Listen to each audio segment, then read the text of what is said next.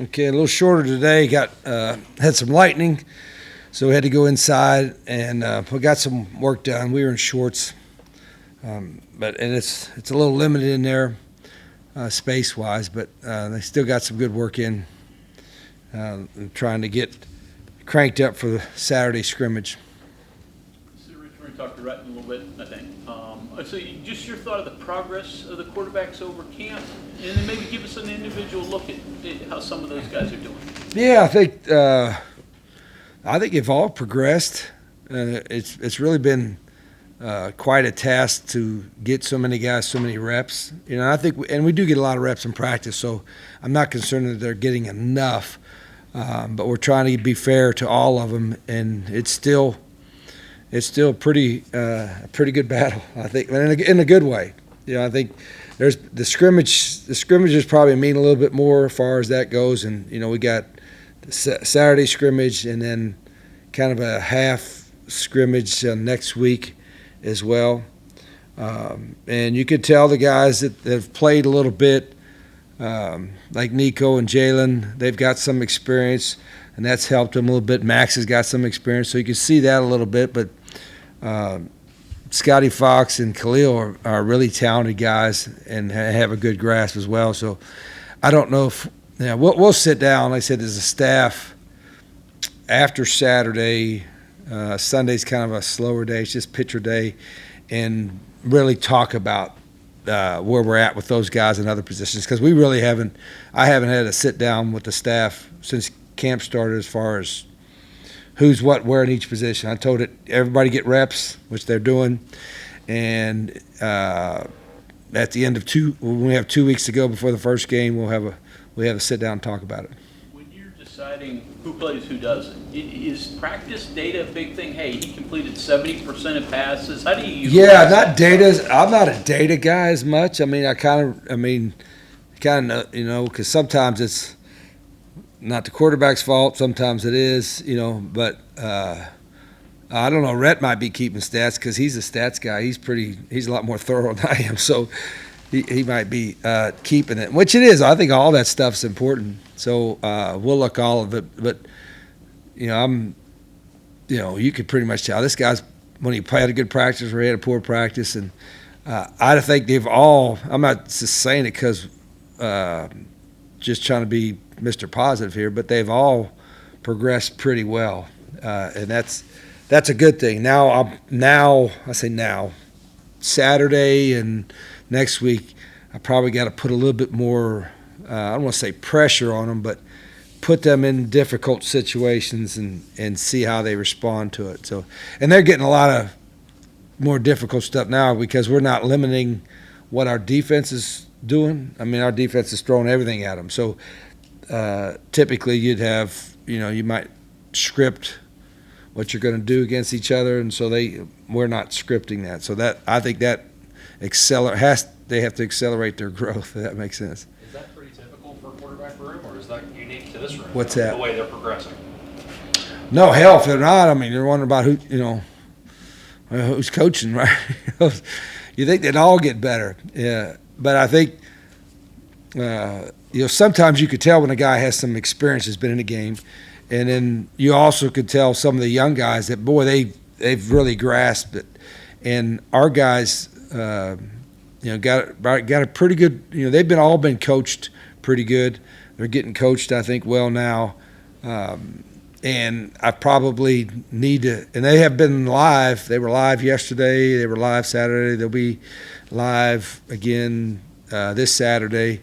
And we're doing that, I think, as I told you all, just to try to see if somebody separates. If they don't separate and they're all in a good way, that's a good thing. I'm not worried about it. That's, everybody wants. I'm sorry. What impacts you more, the killer play or the potential for a great play when you're thinking about that?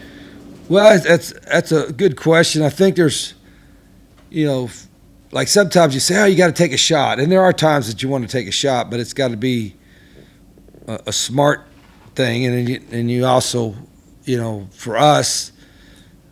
When we get 25 first downs in a game, we're controlling the tempo, and we usually win. So if you just take deep shots, you got long incompletions. You can't run tempo. and it's obviously, harder to get first downs on 2nd and 10, 3rd and 10. So you got to be calculated when you do it, and it can't be just throw deep just to throw deep. It's got to our thing is we don't talk about shot plays as much as most people. We talk about first downs and moving the ball. So it's avoiding the bad plays. Yeah, that's always the key. Yeah. But, there's also times like, you got to take a shot. Well, if they're bringing everybody and it's a legitimate chance for it, but you don't just throw it up just to throw it up, and then you have a long incompletion, and now it's 2nd 10 or 3rd and 10. You know what I mean? I've always believed that when you got the ball, they're not scoring. Unless you make something like really not good, fumble or turnover, right? And we're controlling the clock when we got the ball. Kind of similar to that question, where does your ranking, I guess, when you're determining who's eventually going to start on who takes better care of the football versus who maybe gives you a higher ceiling? Is that a thought? And I don't blame. Listen, maybe he's more careless with the football in some places. Listen, I don't blame everybody to want to know. Like, it's human nature. Like, who's the guy or the guys? I mean that's human nature. But I don't think in those terms. I'm not wake up every day. It's like, what's this guy at? Where's this guy at? I'm like, how are we doing? I'm like, how are we moving the ball? How are we stopping the run? How are we effective in the pass game? How are we? Not how is he? He is part of the we, but it's always part of the we. In football, it truly takes it. So sometimes it's the O-line as a group that's got my attention. Sometimes it's the receivers. Like, I don't wake up and think, let's see what the quarterback's feeling here and what he's doing on this play and what this quarterback's doing on this play. And I'm like, there's 11 guys. One of them's a quarterback. Let's see how they move the ball. You talk about sorting out some of who's going to be in what position. Here we go. Getting some semblance of the depth Gotta- chart. I know, and I don't care about when you name it. Go ahead. I don't mean to interrupt, but are you asking about an individual again? No, not at Oh, all. okay. Go ahead. More so, when do you prefer to have that depth chart mostly completed in your head over the next couple weeks, even if you're not going to release it? What time's kickoff, Robert Morris? I'm not big. I'm like, seriously, what is it? 2 o'clock. We better have our, unless they let us play with 12, we better have our first 11 offense, defense, special team. We better have it right by then, right? And I'll tell the coaches, probably need to know the day before us. We better really know. And I really hope that if we only have 11 that we can win with on both sides, we're going to have a long year. We better have, at least 15 or 16, and hopefully 25 and 25, and on both sides and with special teams. I'm hoping we'll have that. But You're not worried about letting those decisions come down to those last couple days. I don't care if it comes down to the opening kickoff. And I'm not saying that to be smart, Alec. I'm just because and the reason I say that is because the way we practice maybe is unconventional. Whereas everybody scripts, this is one group, number ones, and they go against, these are the number twos, and that's who they are. We roll dudes, we're exchanging not as fast as a hockey shift, because we're not doing it in the middle of a play, but as fast as you could do it in a football shift. You follow what I'm saying? So my goal was everybody's engaged in practice and everybody's got an opportunity, and you never know when your number's going to be called. So that's what the most egregious penalty, and I've had some before, and it really is not a good day, is like when you don't have 11. When you got 12 or 10, there's no excuse for that. And so if we ever have that, I will lose my mind. Call the paramedics. I'm probably have a heart attack or something. But to your point, that's what I'm saying. I don't really, hey, this guy's got to be in when this guy's in here, and this guy's got to play with this guy in here, or this quarterback's in, then we got to have this wide out in. Nope. No, they all got to run all the stuff. A philosophy of playing more players, has that changed? What's that? Has that changed for you? What's the that? philosophy of playing more players? No. Well, shoot. I don't know how many years I've been doing it. 28 years as a head coach. It's always the one thing that I do know with all the changes that are going on and paying players and NIL and all the stuff it's kind of transformed a little bit. The one thing that's a constant, they all want to play. You know what I mean? That's common sense. I know that, but that's truly the truth. I mean, every player and every team, you know, they'll work hard in practice, but the goal is, you say the goal is to make money, or you know what? I really think the goal for them is to play and to play really well, and then the other stuff comes extras, and to our guys' credit, I don't think there might be some that, hey, you know, if I wind up starting, how can you make this money or what have you? I don't think. I mean, anywhere, I think most of the guys that play in any sport anywhere do it because they love playing. And I truly want to play a lot of guys, but they've got to earn that.